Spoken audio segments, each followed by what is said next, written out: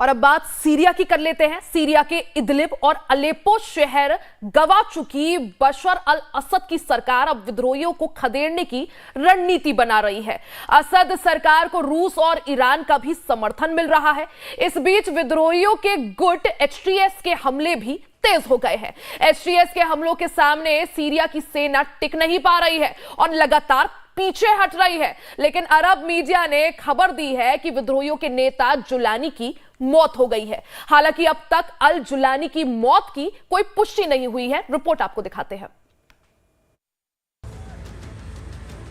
Syria के दो बड़े शहर अब विद्रोहियों के कब्जे में हैं। भीषण बमबारी हो रही है, गोलियां चल रही हैं और दो अहम शहरों को छोड़कर सीरिया की सेना भाग चुकी है। विद्रोही जश्न मना रहे हैं और 4 दिन में ही दो शहरों पर कंट्रोल स्थापित करने को लेकर खुश नजर आ रहे हैं।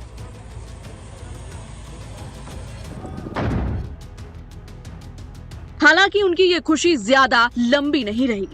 विद्रोहियों के उग्र होते ही सीरिया की सेना की मदद के लिए रूस आगे आया और विद्रोहियों पर लगातार बमबारी की जा रही है।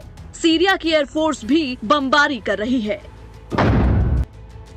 रूस के हवाई हमलों में 400 से ज्यादा विद्रोहियों की मौत हुई है। बमबारी में 40 आम लोगों की भी जान गई है। रूस ग्राउंड ऑपरेशन के लिए भी मदद भेज रहा है। 2 से 3 दिन में ग्राउंड ऑपरेशन के लिए रूस की मदद सीरिया पहुंच जाएगी। विद्रोहियों के जिस गुट ने सीरिया के 2 शहरों पर कब्जा किया है उसे हयात तहरीर अल शाम कहा जा रहा है। HTS का मुखिया अबू मोहम्मद अल जुलानी है और जुलानी को ही ताजा गृह युद्ध के लिए जिम्मेदार बताया जा रहा है।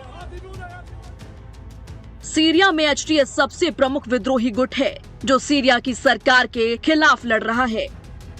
बीते 6 साल से जुलानी के लड़ाके बशर अल असद की सरकार को चुनौती देते रहे हैं। सीरिया में गृह युद्ध सुन्नी बनाम शिया की लड़ाई है। बशर अल असद शिया हैं, जबकि अबू मोहम्मद अल जुलानी सुन्नी है। HTS समूह पहले अल कायदा का हिस्सा था और अफगानिस्तान में अल कायदा के कमजोर होने के बाद HTS अलग गुट बन गया था। HTS गुट को अब भी अल कायदा का समर्थन मिला हुआ है। जो जुलानी इस ग्रुप का कमांडर है उसकी असली पहचान भी दुनिया को पता नहीं है। कुछ लोग जुलानी को अहमद हुसैन अल शारा बताते हैं, जबकि कुछ लोग उसे उसामा अल वाहदी बताते हैं। अरब मीडिया के मुताबिक अल जुलानी का जन्म 1982 में हुआ और वो इदलिब में पला बढ़ा है। जुलानी ने 2003 में इराक पर अमेरिकी हमले के बाद मेडिकल की पढ़ाई छोड़ दी थी और अल कायदा से जुड़ गया था। अल कायदा में जुलानी को अबू मुसाब अल जरकारी का करीबी माना जाता था। 2006 में जरकावी की मौत के बाद जुलानी ने लेबनान में समय बिताया। कुछ साल लेबनान और इराक में रहने के बाद जुलानी ने बशर अल असद सरकार के खिलाफ मोर्चा खोला और वो सीरिया पहुंच गया। यहाँ वो गृह युद्ध की शुरुआत से ही विद्रोहियों का हिस्सा रहा है। जुलानी को 2007 में अमेरिका ने अरेस्ट भी किया था। 2008 में जुलानी को रिहा किया गया। रिहाई के बाद जुलानी इस्लामिक स्टेट के साथ जुड़ गया था। 2012 में जुलानी ने जबात अल नुसरा की स्थापना की और असद सरकार के खिलाफ लड़ाई छेड़ दी थी। जुलानी का जबात अल नुसरा गुट ही विद्रोहियों का वो गुट था जिसने गृह युद्ध की शुरुआत में ही इदलिब शहर पर कब्जा कर लिया था। 2016 में इदलिब के विद्रोहियों से आजाद होने के बाद अल नुसरा संगठन ने अल कायदा से दूरी बना ली थी और कुछ दूसरे छोटे विद्रोही संगठनों के साथ मिलकर हयात तहरीर अल शाम बनाया। हयात तहरीर अल शाम 2017 में कई विद्रोही गुटों को मिलाकर बना। इस संगठन में हजारों की संख्या में लड़ाके हैं। HTS के कई लड़ाके पूर्व में सीरियाई सेना का हिस्सा रह चुके हैं। इन लड़ाकों को तुर्की और अल कायदा जैसे आतंकवादियों का भी समर्थन मिला हुआ है। हयात तहरीर अल शाम को अमेरिका भी आतंकवादी संगठन मानता है, लेकिन अमेरिका का इस संगठन को आतंकवादी मानना दिखावा ज्यादा है, क्योंकि विद्रोहियों और बशर अल असद सरकार के बीच की इस जंग में अमेरिका विद्रोहियों के साथ खड़ा है। बशर अल असद को रूस का सीधा समर्थन है।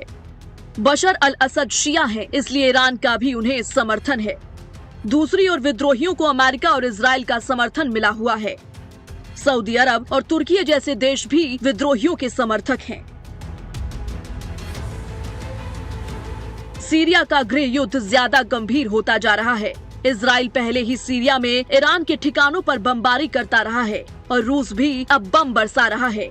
ऐसे में ये जंग महायुद्ध में भी बदल सकती है। सीरिया के बशर अल असद के साथ में है रूस और ईरान, और जो विद्रोही ग्रुप्स हैं उनके साथ में है अमेरिका और इजराइल। ईरान अपनी प्रॉक्सीज को यानी कि हमास को, हिजबुल्लाह को, हुती को जो हथियार देता है वो सीरिया में इकट्ठे किए जाते हैं और यहाँ से वो दिए जाते हैं, और उसका धुर दुश्मन इजराइल इसीलिए डेमस्कस में, सीरिया में ईरान के ठिकानों पर अटैक करता रहता है।